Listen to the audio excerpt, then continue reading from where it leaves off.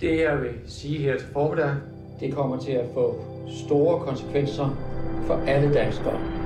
Regeringen, og de bakket op af et enigt folketing, besluttede gradvist over en længere periode at evakuere Danmark på grund af det stigende vandspejl. Har I nogle spørgsmål? Ja. Hvor skal vi så hen?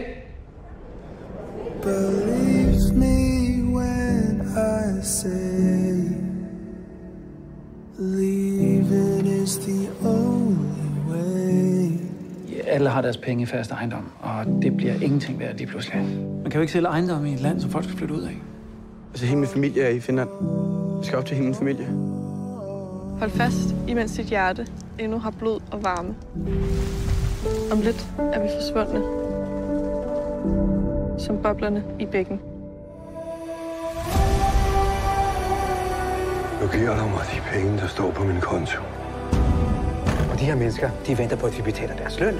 Fuck ud! Nu! Fuck! Jeg spørger! Der er flygtninge, der dør i både i Østersøen. It's police. Sidste måned der var der flere 100 overfald i Danmark.